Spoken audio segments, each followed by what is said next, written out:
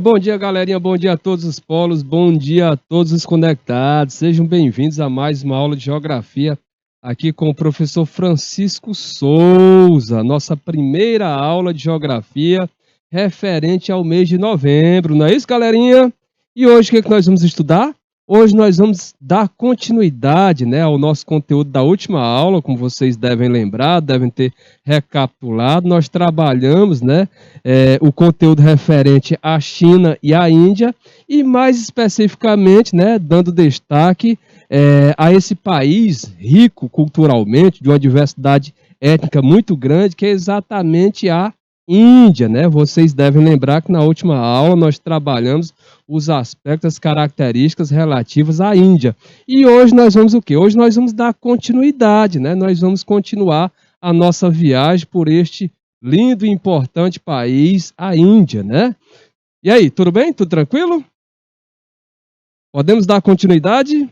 Lembrando a você que qualquer dúvida, qualquer interrogação, né, que venha surgir, coloque o seu questionamento, coloque a sua dúvida aí no chat, tá? Não conclua a nossa aula ficando com dúvidas, ok? Vamos partir para o nosso slide, lembrando que nós temos duas aulas, né, as nossas duas últimas aulas desta sexta-feira, e aí quando nós vamos para a prática mesmo, essas duas aulas passam bem rápido, né? Então nós temos que tirar o máximo proveito possível para que você aí, nosso querido aluno do canal Educação, saia ganhando o máximo possível em termos de conhecimento, em termos de aprendizado. Então vamos lá, vamos partir para o nosso slide. Olha só, como vocês podem observar, né, no nosso slide inicial, nós temos aqui breves informações acerca da nossa aula, onde você pode verificar aqui o nome deste amigo de vocês, professor Francisco Souza, a nossa disciplina, nossa bela e linda geografia, né? Nos ajudando a compreender a relação sociedade e natureza. Conteúdo de hoje, a China e a Índia, né? Nós já estamos estudando esse conteúdo há alguns dias, né? Alguns encontros, né? Este é o nosso quarto encontro, né? Referente trabalhando este conteúdo. Os dois primeiros nós abordamos a China e o terceiro e o quarto encontro, né? Ou seja, hoje é o quarto encontro, nós vamos trabalhar a Índia, né? As características do território indiano. A data de hoje é este dia 4 de novembro de 2022, a nossa primeira aula de novembro, né? Que este novembro aí nos traga muita saúde, paz, alegria, muita produtividade, muito conhecimento. E no slide seguinte, nós temos o nosso roteiro de aula, né? O nosso itinerário a seguir, onde nós podemos observar como objeto do conhecimento, como conteúdo, a China e a Índia, né? Os objetivos da nossa aula, ou seja, a partir da exposição desse conteúdo, nós esperamos que vocês saibam reconhecer as transformações territoriais que a Índia passou desde a sua independência, tá? Assim como também identificar a variação da densidade demográfica no território indiano, caracterizando as principais cidades do país e os problemas socioeconômicos que as desafiam. Vocês já devem ter observado, né, que a nossa aula, né, uma aula que envolve teoria e prática, né, que no decorrer da nossa aula nós temos resolução de questões durante a aula e assim no final nós também temos uma atividadezinha para casa, né, um exercício para que vocês façam em casa, tá? Como vocês podem observar agora, nós temos aqui, né, referente à Índia, né, toda vez que vocês observarem essa imagem aqui, né, esta é a bandeira do território do país, né, da Índia, tá? E aqui a imagem que você vê à direita do seu vídeo, né, mostra exatamente o território indiano, né? E lembrando a vocês que esse território indiano, tá? É um dos mais extensos do mundo. Em termos de extensão territorial, a Índia só fica atrás apenas de 6 outros países. A Índia é o 7º país mais extenso do mundo em extensão territorial. Ou seja, ela só fica atrás, em termos de tamanho de extensão territorial, ela só fica atrás da Rússia, que é o maior país do mundo em extensão. Aí vem o Canadá, a China, os Estados Unidos, o Brasil, a Austrália e na 7ª posição, a Índia, tá? E em termos de população, essa Índia, ela é o segundo país mais populoso do mundo. Em termos de população absoluta, a Índia é o segundo país mais populoso do mundo. Ela só fica atrás da China. A Índia tem uma população aí na casa de 1.380 bilhões de pessoas. É muita gente, galera. A Índia é um formigueiro humano, né? E detalhe, né, estudiosos, né, demógrafos já indicam, né, que esta Índia futuramente não vai demorar muito, ela vai ultrapassar a China como tendo a maior população do mundo, tá? Então observe aí que a Índia ela vai futuramente, né, passar a China e ocupar o posto aí de país com maior população do mundo. E aí tem outro detalhe que chama a atenção, né? A, a, a Índia, ela termina tendo uma densidade demográfica bem maior, bem ampla. Por quê? Porque vocês sabem que a densidade demográfica nós obtemos como? Dividindo o total populacional pela extensão territorial daquele país. E aí, veja bem, a China ela tem uma população grande, mas o território chinês também é grande, né? O território chinês dá mais de 2 vezes o território indiano. Só que no caso da Índia, né, ela também tem uma população grande, só que o território indiano, né, com relação, comparando com a China, é bem menor, né? Ou seja, dá uma densidade demográfica bem mais elevada, tá? Então, gente, olha só, essa Índia que você está observando aqui na imagem, né, passando aqui para o nosso slide seguinte, né, destacando aqui um outro mapa, né, que destaca que esta Índia, no passado, como nós vimos na última aula, ela foi o que? Ela foi colônia britânica. Ela foi colônia britânica, tá? Ou seja, do século XIX até parte de meados do século XX, né, mais especificamente 1947, a Índia ela esteve sob domínio britânico, tá? E aí a partir do século XX, né, melhor, a partir da década de 20 do século XX, né, em torno de 1920, 1921 em diante, começou o quê? Começou um movimento de independência da Índia, né, com relação à Grã-Bretanha. E esse movimento de independência tinha uma figura muito importante, um cara que tornou a Índia mais conhecida ainda no cenário internacional, que é exatamente Mahatma Gandhi. Mahatma Gandhi, né, ele lutou muito aí pela independência da Índia perante a Grã-Bretanha, né? Inclusive, né, ele tinha uma estratégia própria ali para conseguir, né, os objetivos, né, que baseava-se exatamente no que? Baseava-se na não violência, né? Mahatma Gandhi era um pacifista, né? O que marcou aquela figura foi exatamente o fato dele ser um pacifista, um cara que procurava adotar meios, né, de não violência, assim também como a desobediência civil. A desobediência civil consistia no quê? Consistia, tá, exatamente em não seguir aquelas regras, aquelas leis impostas lá pela Grã-Bretanha, tá? Ou seja, a Grã-Bretanha estabelecia, criava as leis, não essas pessoas, né, do movimento pró-independência da Índia não seguiam aquelas leis, né, era a chamada desobediência civil. E aí, quando não seguiam aquelas leis, é claro que essas autoridades, né, britânicas terminavam o quê? Terminavam prendendo parte dessas pessoas do movimento. E aí o que acontecia? Isso chamava a atenção da comunidade internacional para o que estava acontecendo lá na Índia. Era uma forma, né, de voltar, de conseguir os olhares, né, dos atores da comunidade internacional para o que estava acontecendo lá na Índia. Então, Mahatma Gandhi, esse grande pacifista, ele utilizava esse método, né, da não violência, tá, e da desobediência civil. E assim conseguiu, né, por meio aí dessa luta, né, dessa constante luta, conseguiu o objetivo que foi exatamente essa independência da Índia com relação à Grã-Bretanha. Ok? Então, olha só. Aqui abaixo, ou melhor, aqui na imagem, né, central, você vê esse mapa da Índia, né? Destacando a Índia, destacando o Paquistão e destacando o Bangladesh, né?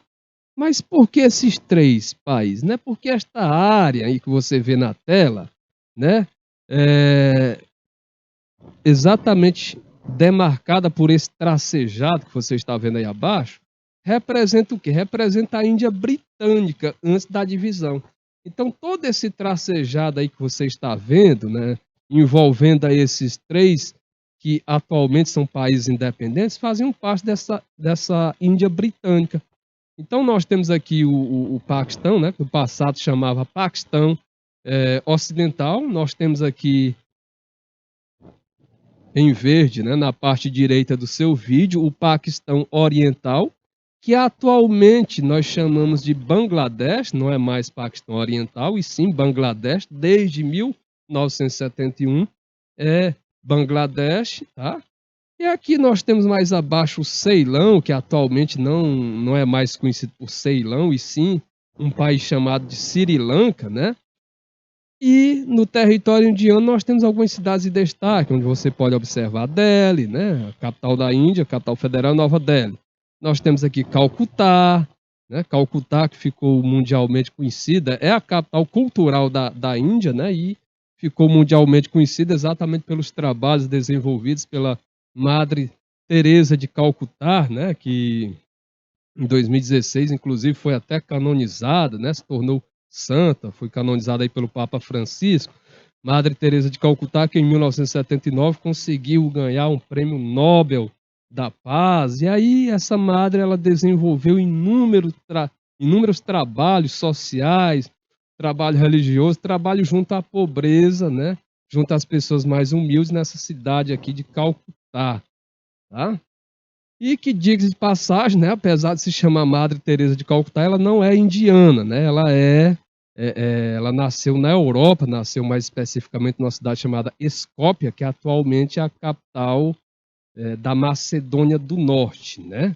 E fica lá na Europa, mas que na época que ela nasceu não era nem Macedônia do Norte. Essa Macedônia do Norte ela não era independente, ela fazia parte da extinta Iugoslávia, ok? Avançando para o nosso slide seguinte, né? O que nós podemos observar? Nós temos aqui o destaque exatamente, né, para o fato da Índia ser uma potência emergente. Então, apesar de todos os problemas sociais que a Índia passa, a Índia ela é uma potência emergente. Por quê? Porque a Índia ela se destaca muito economicamente. A Índia ela está entre as 10 maiores economias do mundo. Ela é ali, oscilando ali entre quinto, sexto, né, lugar. Então, ela tem essa característica de ser uma grande economia, né, de ter um grande PIB, um grande produto interno bruto, tá? Porém, a Índia deixa muito a desejar no quesito social, né, no quesito índice de desenvolvimento humano, né? Infelizmente, na Índia ainda tem muito que se melhorar na questão de avanço, né, sobre a pobreza, né, avanço sobre a miséria, avanço sobre determinadas doenças. É melhorar muito no quesito redução da taxa de mortalidade infantil, melhorar no sentido de ampliar a expectativa de vida, né? Então a Índia, ela precisa melhorar muito nos aspectos sociais, até que no aspecto econômico, esta Índia, né, ela se destaca no cenário internacional, né? Inclusive a Índia faz parte aí dos BRICS, né?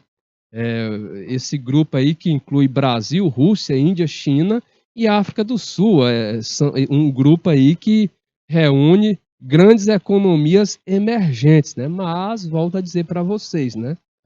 A Índia ela precisa muito melhorar na questão social, tá? Inclusive em termos econômicos, a Índia se destaca tanto que o seu produto interno bruto é muito maior, né, do que o de muitas economias de muitos países desenvolvidos. Mas o fato dela não ser desenvolvida se deve exatamente por esses aspectos sociais que precisam melhorar bastante, né? Infelizmente lá a pobreza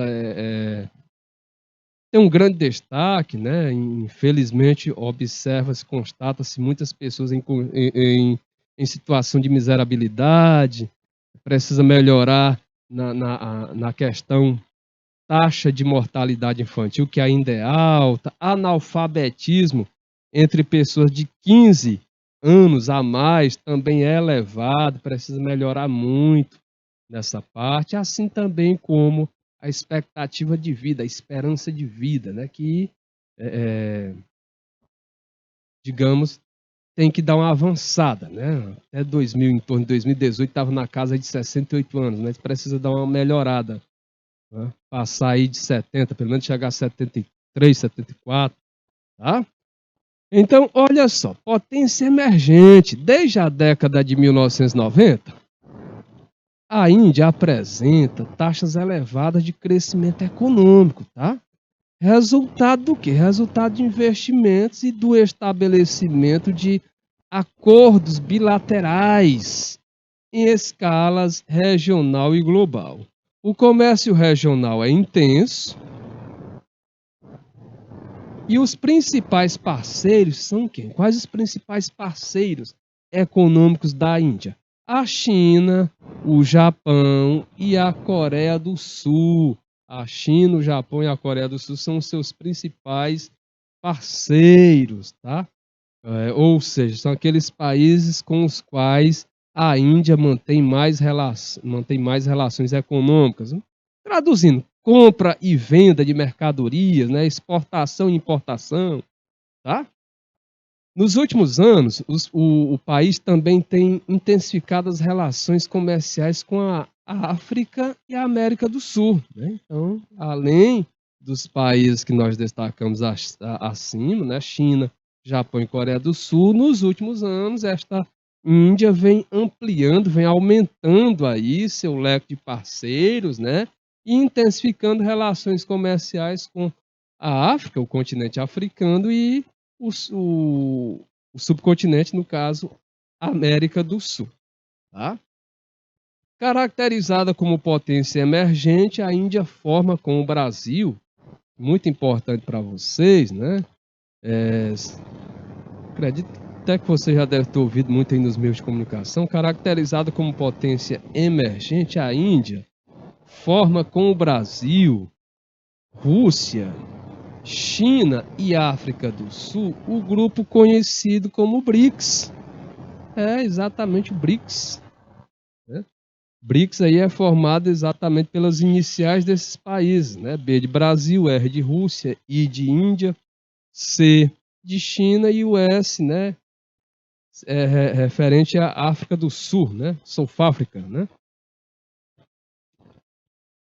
Outro fator que coloca a Índia em posição de destaque no cenário internacional é seu arsenal nuclear, galera. Olha aí, gente.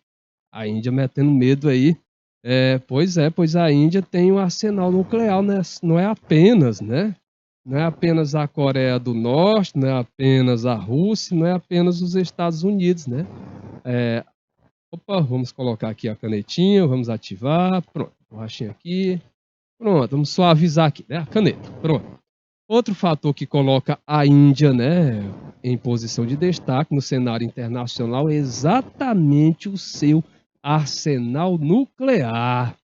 Pois é, desenvolvido no contexto das disputas territoriais com o Paquistão, né? Mais à frente nós vamos estudar, vamos conhecer mais sobre essas disputas territoriais que a Índia tem com o Paquistão. Acredito que vocês já devem ter ouvido falar numa região chamada de Caxemira, que é uma região de disputa entre Paquistão e Índia, né? A Caxemira aí de maioria muçulmana, mas a Índia domina aquela área, né?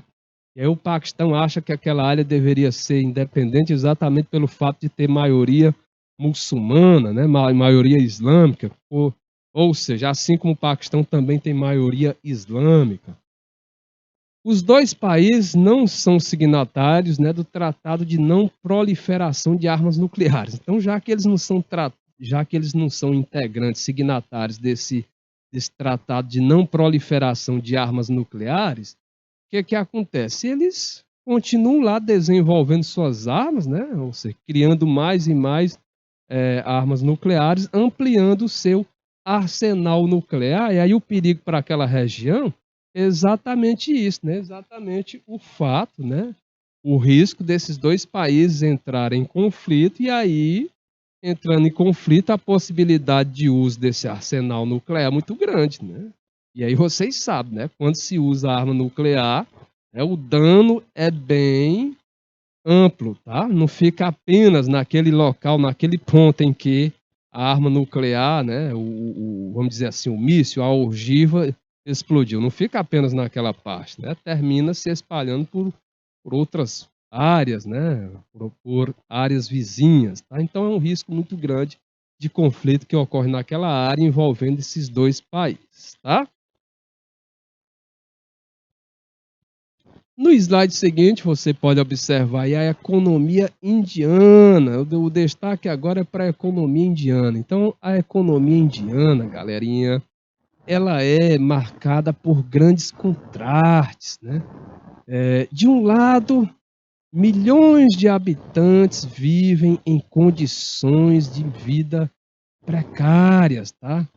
E de outro lado, né, centros universitários aí de alto nível possibilitam que o país se destaque na produção de tecnologias avançadas. Então, a Índia é esse país que passa por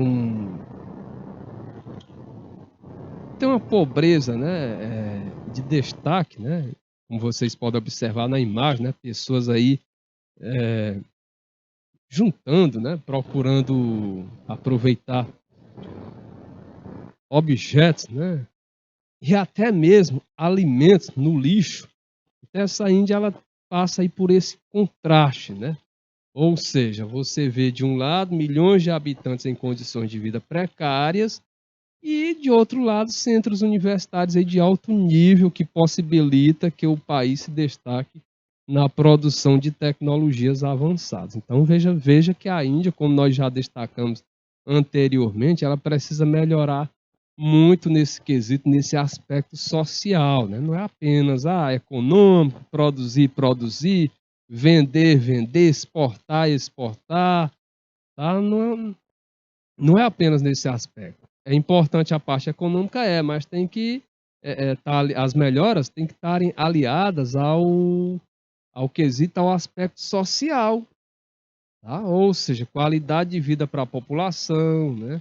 Melhora em indicadores sociais, avanço do índice de desenvolvimento humano, né? Aquele índice lá que avalia, né, as questões referentes à educação, nível de alfabetização, expectativa de vida, renda per capita, tá? Podemos avançar? Alguma dúvida, alguma pergunta? Tudo tranquilo? Lembrando a você aí, meu querido aluno do nosso canal Educação, qualquer dúvida, não esqueçam, coloca aí no chat, tá? Que nós vamos ter o maior prazer de tirar aqui a sua dúvida. No slide seguinte, né, como vocês podem observar, nós falamos anteriormente em centros, né, de pesquisa, universidade de destaque, né, que a Índia se destaca, apesar de ter no outro lado, no outro extremo, uma pobreza, né, que chama a atenção. Então aqui você vê a Universidade de Nova Delhi, né, lá na Índia, tá? Universidade de destaque lá na Índia, que você vê centro de pesquisa, né, também localizado na Índia. A Índia se destaca muito pela produção nessa parte de tecnologia da informação, mas muito na parte de software, né? A Índia se destaca muito, inclusive formando profissionais altamente capacitados, né? E profissionais que até muitos, né? Saem para outros países, né? Que isso já levantou, isso já, digamos assim, isso já deixou até o governo mais atento, exatamente pelo fato, né? Pelo governo pensar da seguinte forma: poxa, nós investimos tanto na qualificação desses profissionais, e aí esses profissionais, ao concluir, né, sua formação, no lugar de gerar riqueza aqui para o nosso país, termina indo embora, termina indo para outro país, né? Inclusive, os Estados Unidos, naquela área ali do Vale do Silício, aproveita, né? Pega esses profissionais. Né? Esses profissionais terminam saindo, né? Por muitas vezes receber uma oferta de trabalho mais atraente, né? Possibilidade de crescimento profissional, salário mais elevado. E aí termina o quê? Termina saindo lá do seu país de origem, né? A chamada fuga de cérebros, né? No nosso slide seguinte, né, o destaque agora é para agropecuária, né, gente? Aí só pela imagem que você observa ao lado, né? Essa imagem que você observa ao lado, ela é típica, né? Ela é característica de uma agricultura, né, extensiva. O que é uma agricultura extensiva? É aquela agricultura que faz uso de técnicas rudimentares, né? É aquela agricultura simples, né? Que não se encaixa, né? Ela é oposta àquela agricultura intensiva, que é a agricultura mais comercial, que é aquela agricultura que faz uso de moderna tecnologia, né? Moderno aparato, né? Tecnológico, né? Aliado ali à agricultura. Na agricultura extensiva, que é essa que você está observando ao lado, essa que você vê aí referente ao território indiano, nela as práticas são práticas agrícolas rudimentares, né? Como você pode observar, né? Já dá para entender, né? Que se trata aí de pessoas humildes, né, trabalhando na agricultura, fazendo uso de técnicas simples, né, técnicas, né, que são opostas àquilo que nós observamos na agricultura de ponta, tá? Então, olha só, a agricultura, atividade econômica básica do país, né, responde por cerca de 17% do PIB de ano, do Produto Interno Bruto indiano. Então, essa agricultura ela representa aí algo em torno de 17% do produto interno bruto indiano, tá? Também por causas aí das heranças do período colonial, ainda emprega quase metade da população. E aí, olha só, veja bem, essa agricultura indiana, né? Ela corresponde aí a cerca de 17% do PIB indiano. Tá? E aí, quando você vai analisar a população economicamente ativa, né, a PEA, você vê que cerca de 50% dos trabalhadores, né, dessa população economicamente ativa, ela trabalha aonde? Ela trabalha, tá? Isso é uma herança colonial, ela trabalha, ela está empregada, né, na agricultura, né? Agropecuária, vamos dizer assim, né? Que une a agricultura e une a pecuária, tá? Alguma pergunta, alguma dúvida? Segue o jogo? Vamos avançar? Olha só, vamos agora para o nosso próximo slide, né? O nosso próximo slide em questão, que destaca aí, galerinha, né? Mais detalhes ainda acerca dessa agropecuária indiana. E aí, olha só, contudo, poucos agricultores, né? Indianos contam com recursos técnicos. Aquilo que nós observamos na imagem anterior. Aquela técnica que nós observamos na imagem anterior, ela é bem rudimentar, bem simples, né? Antiga, né? Que não proporciona grande produtividade. Né? Então, olha só. Contudo, poucos agricultores indianos contam com recursos técnicos adequados à produção para fins comerciais. Então você vê que poucos agricultores indianos contam com recursos técnicos adequados para direcionar a produção para fins comerciais. Então são poucos que têm esses recursos. Isso significa dizer que a maior parte, né, realmente é voltado mesmo para subsistência, né? Esse fato somado ao pequeno tamanho das propriedades dos camponeses, né,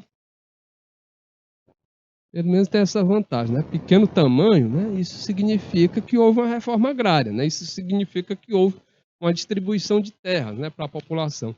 Então esse fato somado ao pequeno tamanho das propriedades, né, camponesas, né, que é resultado exatamente de uma reforma agrária realizada nos anos seguintes à independência da Índia, né? Lembrando que a independência da Índia foi em 1947. Então, contribui o quê? Para que a maior parte da produção esteja voltada para o sustento familiar. Então, observe, né? Observe que poucos agricultores indianos, tá, contam com recursos técnicos adequados para direcionar a produção para fins comerciais. Então, só a partir desse trechinho você já vê que a maior parte desses agricultores, né, eles têm sua produção voltada mesmo para a subsistência. Tá? Porém, né, houve o quê? Houve lá na Índia uma reforma agrária, logo após o quê? Logo após a independência da Índia. Então, houve essa reforma agrária, né? Então, a população tem terra para trabalhar, tá? Porém, né, o que eles desenvolvem nessas terras, né, que eles possuem, tá? A maior parte da produção é o que? É voltada para o sustento familiar. Tá?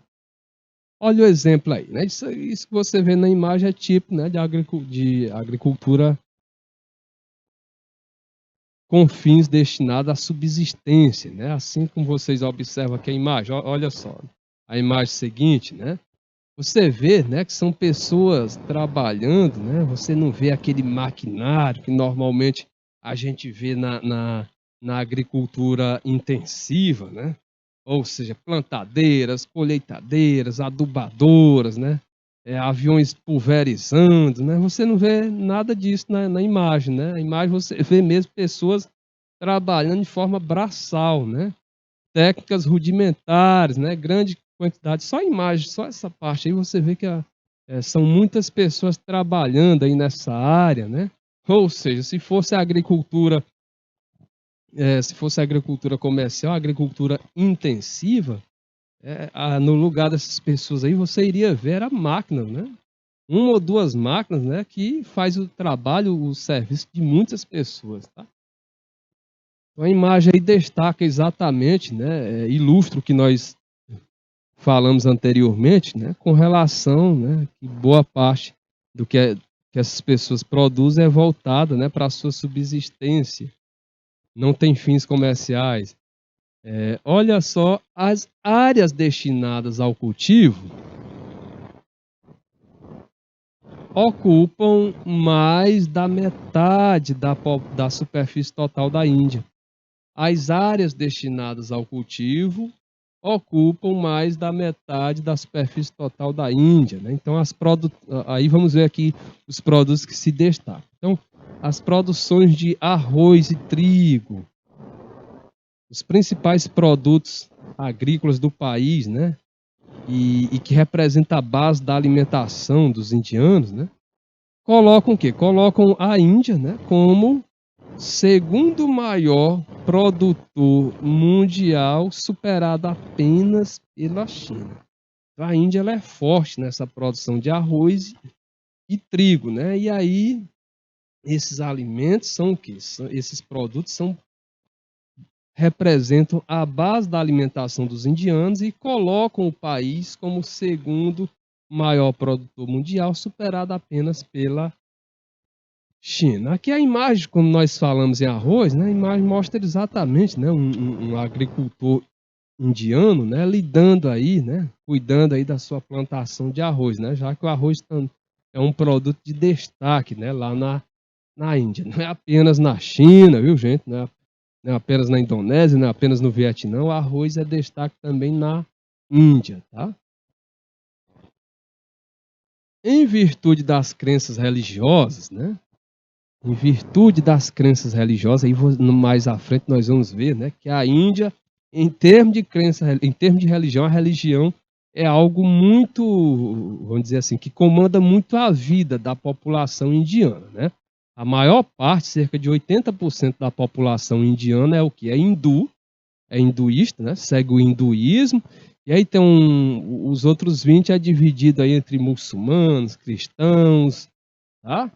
Mas aí a maior parte da população indiana ela segue o hinduísmo. O hinduísmo, como nós já estudamos na aula passada, vimos na aula passada, é marcado exatamente por aquele sistema de castas, né? Aquele sistema de castas que divide muito a sociedade e que é bastante prejudicial, né? Em termos sociais para a Índia, né? Já que esse sistema de castas, tá? Que hierarquiza as pessoas, né, de acordo com a casta que aquelas pessoas pertencem. Então vocês sabem que existe os Brahmanes, né, está no ponto mais elevado, até chegar aos Dalits, né, que são aqueles considerados ali sem castas, né. Então esses Dalits, eles sofrem bastante, porque eles sofrem bastante preconceito, né, e para eles, o que sobra para eles são aqueles trabalhos que nenhum pertencente a outra casta quer realizar, né? Esses Dalits são considerados os intocáveis e eles sofrem bastante preconceito, né? E aí, detalhe, o lado triste, né? Um ponto triste aí desse sistema de casta é que ele impede que a pessoa, né, evolua, né, socialmente e economicamente. Como assim? Olha, por mais que a pessoa seja inteligente, preparado, seja estudioso, mas se ele for um Dalit, ele é impedido de alçar economicamente e socialmente. Por quê? Porque de acordo, né, com essa crença, de acordo com o hinduísmo, de acordo com esse sistema de castas, para os Dalits, né, esses considerados intocáveis, né, existem determinados trabalhos para eles, né, são aqueles trabalhos, né, que ninguém quer realizar, né, das outras castas. São aqueles trabalhos bem desprestigiados, né? Varrer rua, limpar banheiro, são trabalhos que são destinados aí para os Dalits, tá? E aí o problema é esse, né? Que mesmo você, por exemplo, aqui no nosso país, né? A pessoa que nasce numa condição humilde, mas se ele, vamos imaginar, estudar, se empenhar, né? Fazer um concurso, para um concurso de nível médio para alto, né? E conseguir passar, ele consegue melhorar, né? Ascender socialmente e economicamente. Lá, no caso da Índia, em decorrência desse sistema de castas, né? Isso impede, né, que a pessoa, né, que está numa casta inferior, né, alce, ou seja, cresça economicamente e socialmente. Resumindo, nasceu Dalit, morreu Dalit. Nasceu naquela condição, morreu naquela condição. Não há essa passagem de degraus, né? Ou seja, essa subida social, essa ascensão social, econômica, exatamente em decorrência desse sistema de castas. Porém, detalhe, esse sistema de castas, ele é o que? Ele é ilegal, tá? Na Constituição indiana ele é ilegal, tá? Inclusive o Estado indiano atua, né, para acabar, né, para reduzir, né, essas desigualdades, exatamente criando sistema de cotas, né, para que esses Dalits entrem em universidade ou assumam posto de trabalhos mais elevados, né, mas isso é uma ação do Estado indiano. Porém, por ser uma questão cultural, ainda é forte na Índia, viu, gente? Por ser uma questão cultural, uma questão religiosa, ainda é forte na Índia, tá? Aí onde está o problema, né? Para que um dia isso venha a acabar, isso vai demorar ainda, vai passar por muitas e muitas gerações, né? Muitas e muitas gerações, exatamente por ser algo, né, ligado aí à cultura, ligado à religião. Tranquilo? Então, olha só, gente, vamos dar continuidade aqui, né? Em virtude das crenças religiosas, os hinduístas, né? Que a maioria da população indiana consideram o quê? Consideram bois e vacas, né, animais sagrados, né? Olha aqui a senhora, né, a senhorinha aqui, hindu, né, reverenciando aqui, né, o boi, né, ou vaca, né, no caso aqui, né, o bovino, exatamente em decorrência disso, em decorrência do fato deste animal ser considerado o que? Sagrado para o hinduísta, tá? Portanto, olha aí, até para o boi, o bovino não é ruim não, né? Por quê? Porque lá, em decorrência disso, o consumo de carne bovina é muito baixo, portanto, não consomem carne bovina, né? E a Índia, mas veja bem, quem não consome é o hinduísta, mas aí a outra parte da população, ela consome carne bovina. Porém, como a outra parte da população é pequena, esse consumo termina sendo pequeno, tá? Então, olha só, portanto, não consomem carne bovina, e a Índia, em 2017, por exemplo, detinha o maior rebanho do mundo, né? O maior rebanho bovino do mundo, tá? Com mais de 300 milhões, aí é muita cabeça de gado, gente. Com mais de 300 milhões de cabeças, né? Então, o país, no caso a Índia, ainda é responsável por quase 15% da produção mundial de leite, né? E mais de 50% do leite consumido, agora veja só, mais de 50% do leite consumido pela população é de búfala, né? Ou seja, lá eles consomem muito leite, né? Bufalino, né? Leite aí oriundo de búfala, tá? Há também expressivas criações de cabras, ovelhas e porcos, né? Cabras, ovelhas, porcos e aves, né? São rebanhos lá que se destacam, né? Cabras, ovelhas, porcos e aves. Mas com relação aí à figura do bovino, né? Vacas e bois, tem esse destaque, exatamente da carne bovina não ser tão consumida lá nesse país, exatamente pelo fato desta figura aqui ser considerada, né, sagrada lá na Índia, tá? E aí, sagrada para quem? Sagrada para o hinduísta, tá? Lembre-se que se foi islâmico, ele consome. Mas a maior parte da população hindu termina sendo um consumo baixo. Moral da história. Isso resulta, né, no fato da Índia ter um grande rebanho bovino, né? Mais de 300 milhões de cabeças aí, dado referente a 2017. Embora a Índia tenha se tornado autossuficiente, né? Embora a Índia tenha se tornado, né, autossuficiente na produção de alimentos, né? Depois da chamada Revolução Verde, ainda hoje milhões de indianos, olha só, gente, que ironia, né?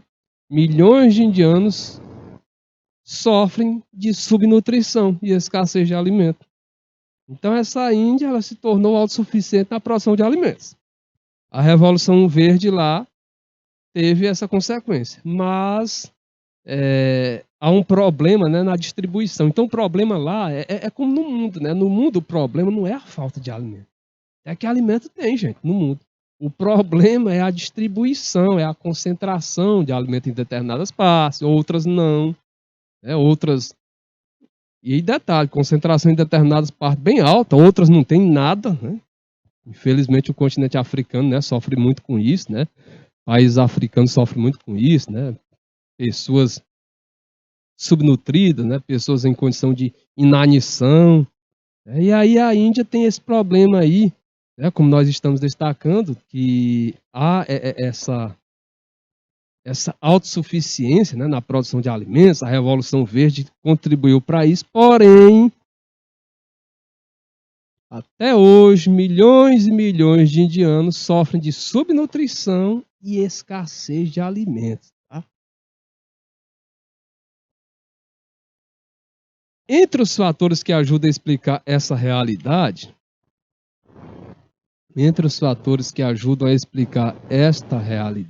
tá?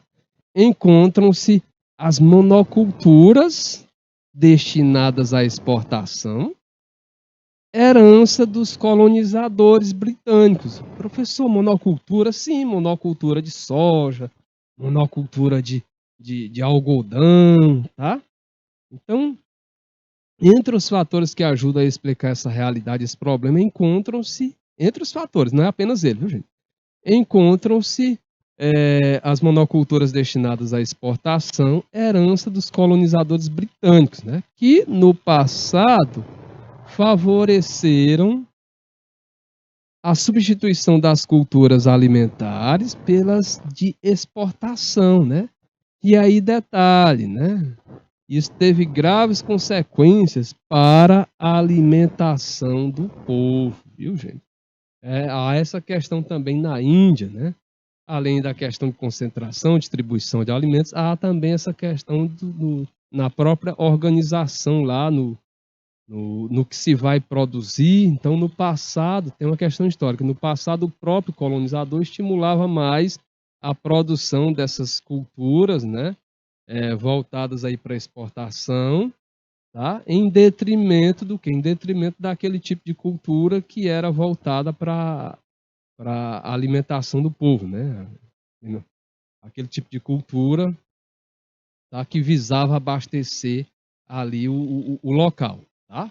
Então vejo que entre os fatores que ajudam a explicar essa realidade, esse problema aí da subnutrição e da escassez de alimentos, tá? Encontram-se as monoculturas destinadas à exportação, né? À venda para outros países. Então, monocultura da soja, do algodão, produzir aquilo em grande quantidade para vender para outros países, né? Termina para aquela pessoa lá sendo mais lucrativo. Tá? E isso favoreceu o quê? A substituição das culturas alimentares, né? As alimentares que poderiam ser usadas no próprio país, né? Voltada para o próprio país, exatamente para combater essa subnutrição, essa escassez de alimentos. Então, isso resultou em graves consequências para a alimentação do povo, né? A falta de alimentos, a escassez de alimentos.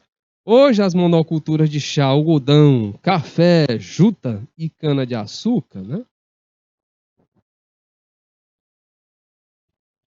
Olha só, hoje as monoculturas de chá, algodão, café, juta e cana-de-açúcar, muitas delas em mãos de estrangeiros, né? Ocupam o quê? Ocupam vastas porções do território indiano, em detrimento, né, do plantio aí, em detrimento do plantio de produtos voltados à alimentação da população do país. Eles terminam preferindo investir nesse tipo de monocultura que vocês estão observando aí, né? Chá, algodão, café, juta e cana-de-açúcar.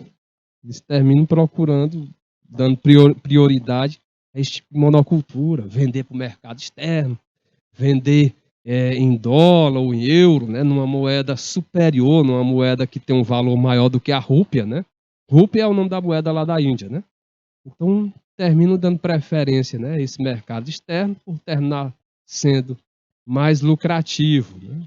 Porém, em termos sociais, né, aquela questão do pensamento social, da coletividade, a população humilde, né, termina sendo penalizado porque vai faltar alimento no mercado exatamente devido a essa prioridade, esse fato de se priorizar determinadas monoculturas voltadas para o mercado externo e não investir em produção de alimentos para o mercado interno. Ok? No nosso slide seguinte, né, você vê aí o uso da terra na Índia, né? O uso da terra no território, né, no indiano, né? Então veja aqui o mapazinho da Índia, né? E aí nós temos uma legendazinha aqui ao lado, e nesta legenda nós temos aqui, onde você vê aqui esse cinza, né? Vamos dizer assim, isso mostra uma área improdutiva, né? Onde você vê o verdinho aqui é a área de floresta, né?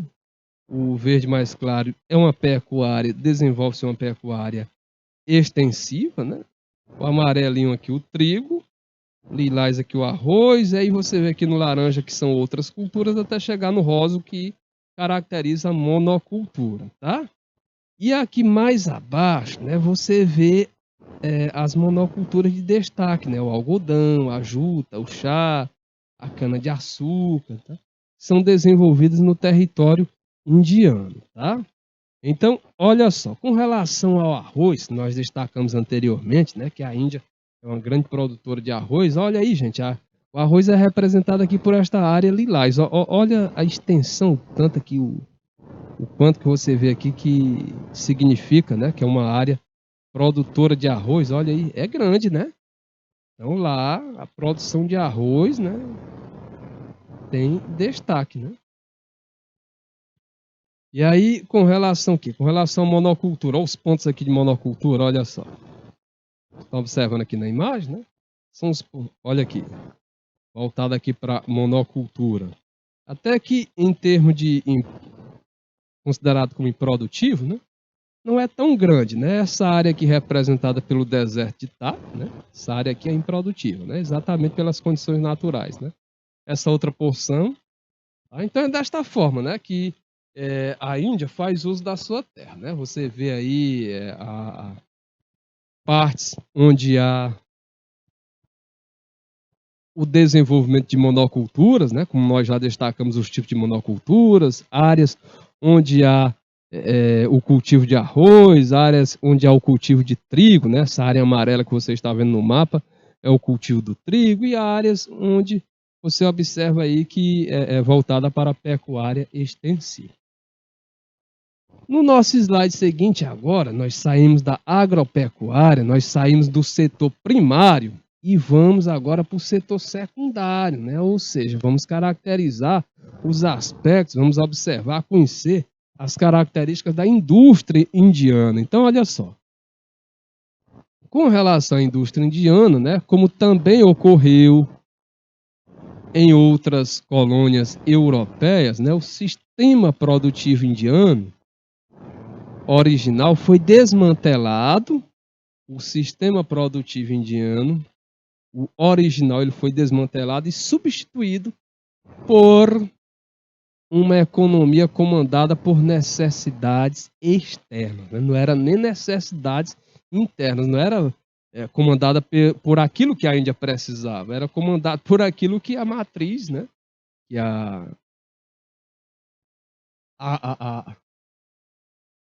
que comandava a colônia, né? Exigia, no caso, a metrópole. Né? Bem lembrado, no caso, a metrópole. Então, veja bem, como também ocorreu em outras colônias europeias, o sistema produtivo indiano original foi desmantelado e substituído aí por uma economia comandada por necessidades externas, comandada pela metrópole, comandada por aquela que comandava a colônia. Então, a dominação colonial britânica, desde o século XVIII até 1947, interrompeu aí o desenvolvimento artesanal, industrial e tecnológico da Índia, gente. Olha aí o quanto foi nocivo, o termo é esse, nocivo, né? O quanto essa dominação foi nociva, porque veja que atrapalhou o desenvolvimento do país, né?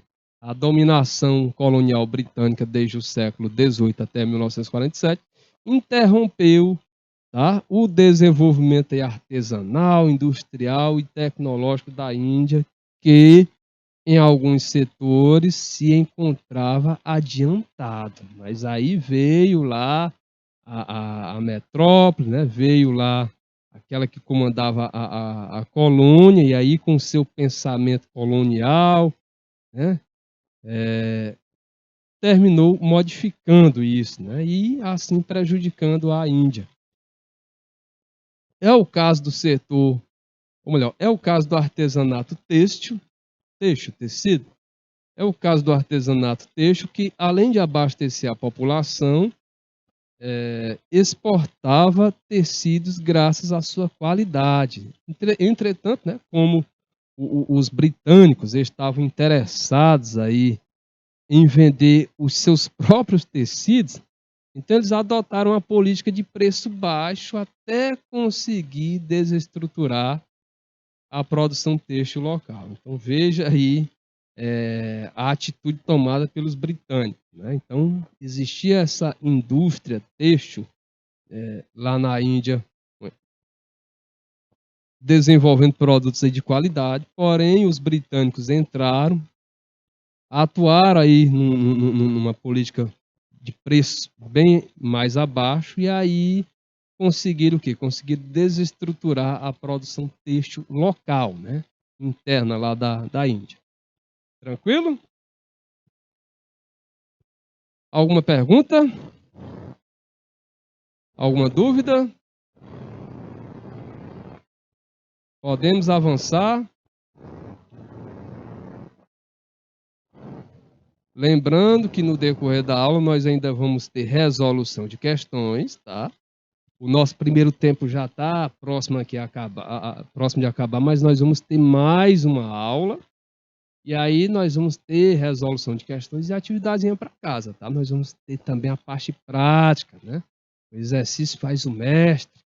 Então nós vamos exercitar, vamos resolver questões, ver como anda aí a atenção e os conhecimentos de vocês, tá? No slide seguinte, né? Ainda sobre a indústria indiana. Então veja só, esse fato ajuda, né? Esse fato que nós observamos ali anteriormente ajuda a explicar o atraso industrial da Índia até a sua independência, quando então passou a apresentar um desenvolvimento industrial mais acelerado. Então foi só a Índia conseguir a independência, se livrar, né, dos laços lá da Grã-Bretanha, né? Que essa indústria, né, indiana começou o quê? Começou a ter um desenvolvimento mais acelerado. Tá? E aí, é tão tal que atualmente, né, olha só, atualmente nós consideramos o quê? Podemos dizer que atualmente a Índia, ela está naquele grupo de países de industrialização tardia, tá? Então a Índia atualmente está num grupo de países de industrialização tardia. O que é isso, professor? São países que demoraram, tá, a se industrializar. É o caso também do Brasil, é o caso do México, é o caso da Argentina. Então esses países considerados emergentes, eles têm essa característica, né, de terem demorado, né, a se industrializar, até mesmo devido a essa questão histórica, né, esse passado que esses países tiveram. Tá? Então, quando você vai comparar, por exemplo, existem também os países de industrialização clássica. Esses países de industrialização clássica são os países, né, os países que primeiramente se industrializaram. É o caso aí da Inglaterra, aí entra a França, entra o próprio Estados Unidos, tá? Então, esses aí foram os primeiros, né? Só mais à frente que um outro grupo de países, né? E aí é onde nós destacamos esses países de industrialização tardia, tá? Que é exatamente o caso da Índia, do Brasil, da Argentina, do México, ok? Com a independência, né? E aí, gente, com a independência, olha só, galera. Com a independência, a Índia adotou uma política econômica caracterizada aí pela intensa participação do Estado na economia.